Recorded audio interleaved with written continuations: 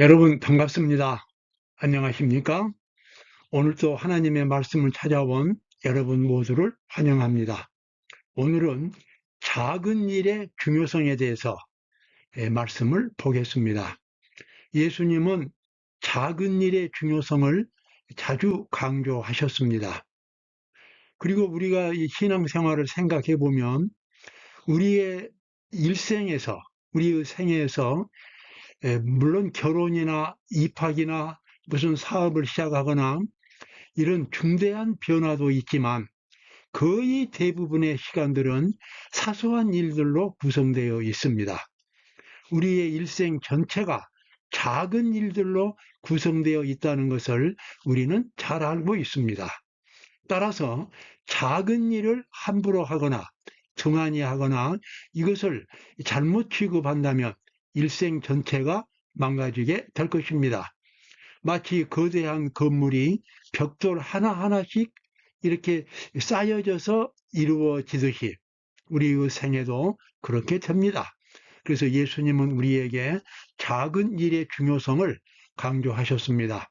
우리 오늘 함께 그 말씀을 보도록 하겠습니다. 자, 장사하라는 말씀입니다. 예수님은 장사의 비유를 가지고 작은 일의 중요성을 강조하셨습니다. 장사하는 분들이 그런 말씀을 가끔 하지요. 오리를 보고 십리를 간다. 이 장사하는 사람들은 조금이라도 이익을 더 남기기 위해서 최선을 다합니다. 간판도 고치고 또 포장도 고치고 가능하면 또 구매자들이 좋아하는 상품을 또 진열하고 모든 기회를 다 동원해서 장사를 합니다. 예수님은 그 이야기를 하셨습니다. 마태복음 25장 20절에 나와 있는 말씀입니다. 5달란트 받았던 자는 5달란트를 더 가지고 와서 가로되 주여 내게 5달란트를 주셨는데 보소서 내가 또 5달란트를 남겼나이다. 예수님은 예수님의 재림을 준비하는 신자들을 위해서 달란트의 비유를 주셨습니다. 어떤 돈 많은 주인이 먼 나라로 여행을 가시면서 종 3명을 불러가지고 한 종에게는 5달란트를, 또 한 종에게는 2달란트를, 또 한 종에게는 한 달란트를 주면서 내가 올 때까지 장사를 하라고 그랬습니다. 그래서 오랜 세월 후에 이제 그 주인이 와서 그 세 종들을 불러가지고 회개를 하는데 5달란트 받았던 자는 10달란트를 만들어가지고 주인 앞에 왔습니다. 그래서 주인이 보면은 아주 크게 칭찬을 합니다. 그 주인이 이르되 잘하였도다 착하고 충성된 종아 내가 작은 일에 충성하였음에 내가 많은 것으로 네게 맡기리니 내 주인의 즐거움에 참여할지어다. 그 다음에 2달란트 받았던 종은 또 4개를 만들어 가지고 와서 주인에게 똑같은 칭찬을 들었습니다. 그런데 1달란트 받았던 종은 1달란트를 그대로 가지고 주인 앞에 온 것이면서 그러면서 변명하기를 주인이 너무 엄격해서 혹시 손해볼까봐 내가 장사를 안 했습니다. 라고 그렇게 대답을 하니까 주인은 아주 아주 신속하게 이 세 번째 종이 이기적이라는 것을 알게 되었습니다. 그래서 그 주인이 말하기를 악한 종아 내가 엄격해서 장사를 못했다면 그러면 그 돈을 은행에라도 맡겨서 이자라도 받도록 해야 될 것이 아니냐. 주인의 이 말은 그 종의 그 이기적인 마음, 주인을 생각하지 않고 자기 본의로 생각하는 그 핵심을 찌른 말이었습니다. 여러분 모든 죄악과 모든 범죄 속에는 이기심이 들어 있습니다. 이기심은 하나님과 분리되어서 자기 존재를 확인하는 것이 바로 이기심입니다. 이것이 죄의 본질인 것입니다. 주인은 그 1달란트 받았던 종에게 종 마음속에 있는 이기심을 그대로 드러냈습니다. 그래서 그 1달란트 가진 것을 뺏어서 10달란트 가진 자에게 주라고 말씀하시고 있는 자는 더 받겠고 없는 자는 있는 것까지도 빼앗기리라 이렇게 말씀을 하셨습니다. 예수님의 그 말씀은 우리가 끊임없이 믿음을 잘 관리해야 한다는 것입니다. 믿음은 인격에서 나오는 것이기 때문에 이것은 성장할 수도 있고 쇠퇴할 수도 있고 강할 수도 있고 약할 수도 있습니다. 믿음은 끊임없이 그 사람이 하나님을 만날 때, 하나님의 말씀을 볼 때, 그리고 하나님의 말씀에 순종할 때 끊임없이 성장하지만, 이 믿음, 성경을 지식으로만 알고 실제로 생활 속에서 실천하지 않거나, 또는 성경을 연구하지 않거나 기도를 등한히 하거나, 이런 경우에는 이 믿음이 또 자라지 않고 점점 줄어들게 됩니다. 원급 1888년 158쪽에 나와 있는 말씀입니다. 우리는 매일 도덕적인 품성을 만들어가고 있다는 사실, 하나님께서는 품성의 발달을 보시고 그것의 도덕적인 가치의 무게를 달고 계신다는 사실, 여러분 그렇습니다. 구원이라고 하는 것은 하나님 앞에서 도덕적인, 윤리적인 인격을 갖춘 사람입니다. 천국은 거룩한 것이고, 그리고 모든 천사들이 그곳에 살고 있는 죄라고 하는 것은 하나도 없는 것이기 때문에 하나님께서는 구원받은 사람을 심판해서 결정하실 때에 그 사람의 학식이나 그 사람의 외모나 또는 그 사람의 업적이나 지식이나 이런 것은 중요하지 않습니다. 하나님께서 중요하게 보시는 것은 그 사람의 인격인 것입니다. 그 사람이 양심적인가를 보는 것입니다. 과연 천국에서 살 만큼 그는 죄를 미워했는가? 죄라고 생각되는 것은 다 회개했는가?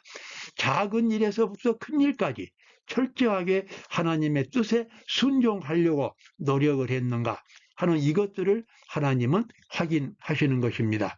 우리는 일상생활 속에서 먹고 마시고 자고 일하고 돈 벌고 이런 일상적인 일을 하지만 결국 남는 것은 인격만이 남습니다.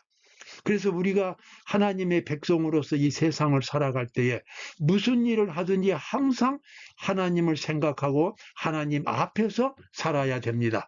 하나님의 뜻을 생활 속에서 실천하는 자세로 살아야 합니다. 바로 그것이 작은 일에 충성하는 것이고, 그리고 인격이 하나님의 형상으로 변화되어가는 그런 과정에 있겠습니다. 역시 같은 원고 1888년 158쪽입니다. 우리의 얼굴이 사진사의 판에 찍히듯이 그대의 품성이 하늘의 책들 속에 복사되고 있다는 사실을 알고 있는가? 여러분 그렇습니다. 성경은 아주 분명하게 말합니다.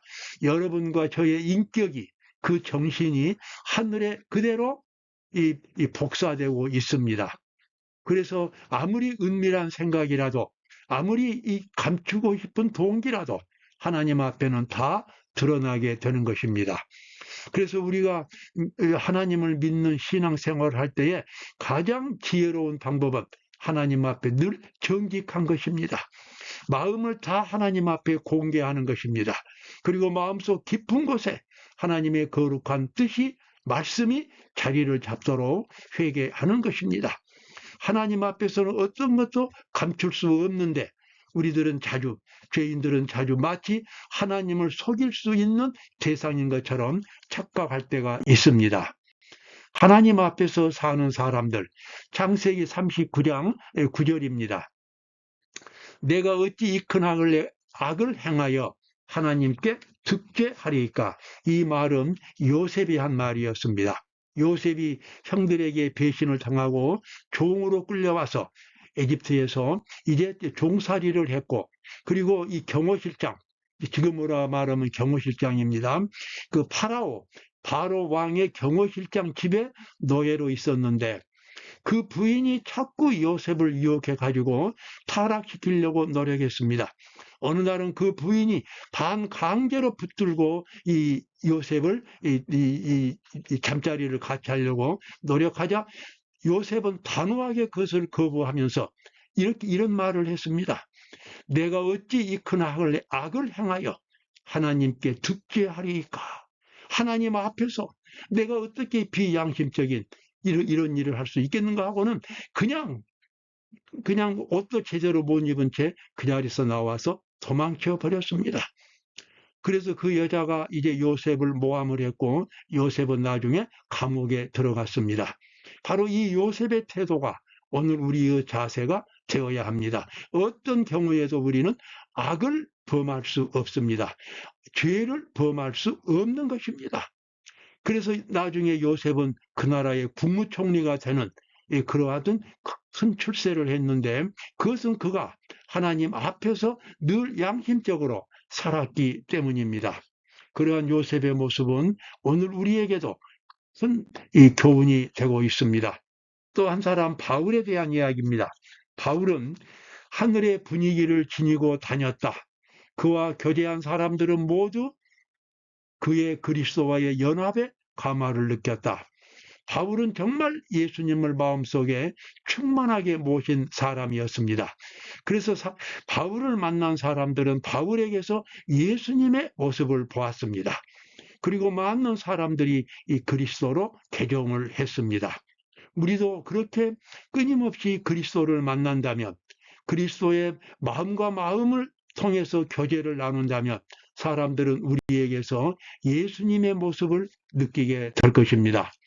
진정한 그리스도인은 자신의 부족한 수준에 맞추어서 하나님의 계명의 수준을 낮추는 것이 아니다.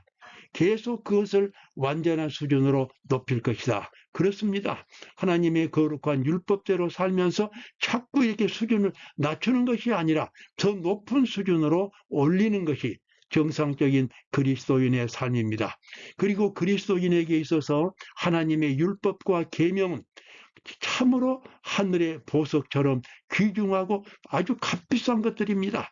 왜 그러냐면 하나님의 말씀대로 살면 마음이 행복해지고 고상해지고 거룩해지고 강해지고 아름답게 되고, 정말 이 세상 무엇과도 바꿀 수 없는 것이 하나님의 말씀입니다.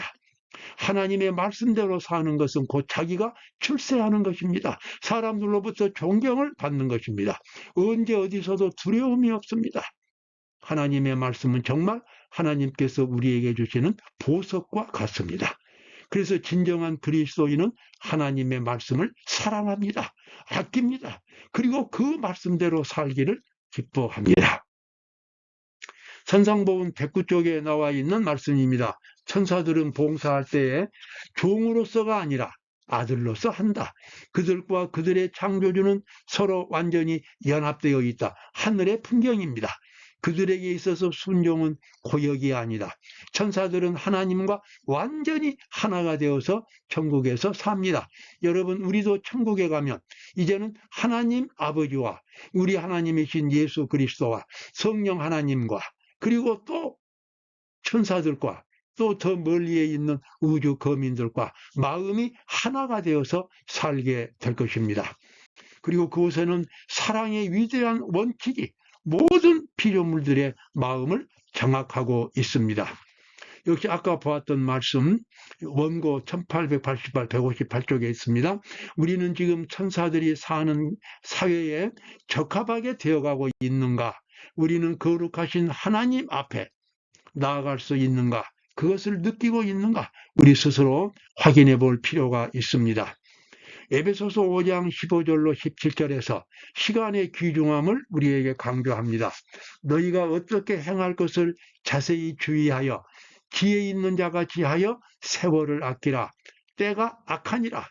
그러므로 어리석은 자가 되지 말고 오직 주의 뜻이 무엇인가 분별하라. 이 말씀은 아무리 작은 일이라도 중요하지 않는 일이 없다는 것입니다. 그 아무리 작은 일, 사소한 말, 사소한 생각이라도 우리의 품성 변화에 영향을 끼칩니다. 그래서 우리는 작은 일에서부터 큰 일까지 항상 하나님의 뜻을 생각하고 하나님의 뜻대로만 모든 것을 정리하고 추진하는 그런 신앙의 자세를 가져야만 됩니다. 그것이 바로 천국을 준비하는 그와 같은 과정이 되겠습니다.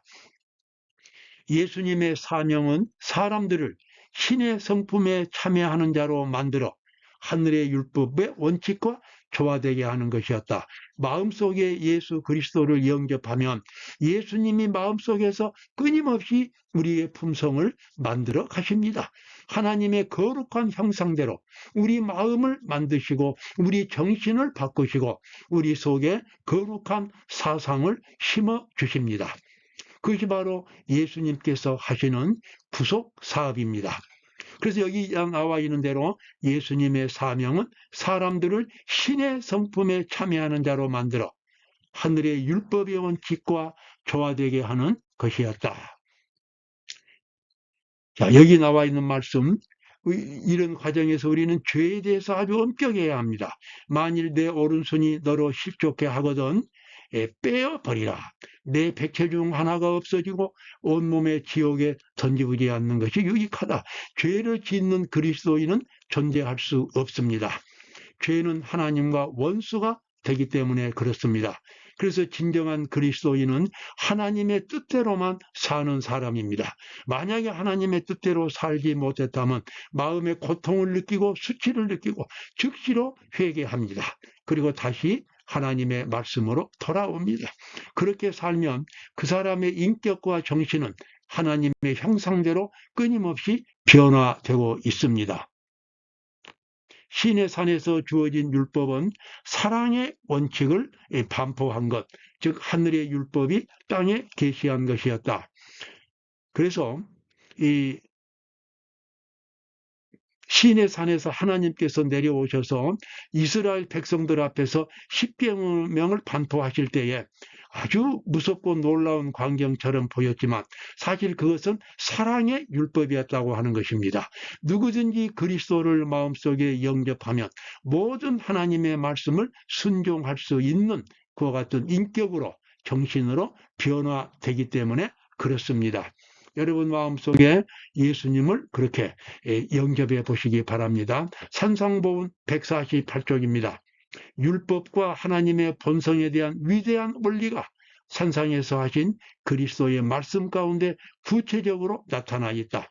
누구든지 말씀 위에 집을 짓는 자는 그리스도 곧 만세반석 위에 집을 짓고 있는 것이다. 아멘. 그렇습니다. 우리의 일생이 예수 그리스도라고 하는 반석 위에 집을 지어져야 합니다. 내가 예수님 안으로 들어가는 것입니다. 예수님이 바로 나의 세계가 되는 것입니다. 나의 생각과 나의 목표와 나의 말과 나의 모든 사업과 나의 활동이 예수님 안에서만 이루어지는 것. 바로 그것이 만세반석이신 예수 그리스도 위에 우리의 영원한 생명의 집을 짓는 것이 되겠습니다. 여러분 작은 일 결코 중요하지 않는 것 하나도 없습니다. 이제 우리는 이 작은 일, 사소한 일 모든 것을 하나님의 뜻대로만 실천하는 성실한 그러한 하늘의 백성들이 되고 그리고 만세반석이신 예수 그리스도 위에 우리의 영생의 집을 짓는다면 예수님께서 이 땅에 다시 오실 때에 우리를 천국으로 데려가실 것입니다. 여러분 오늘도 보람 있는 하루가 되시기 바랍니다. 감사합니다.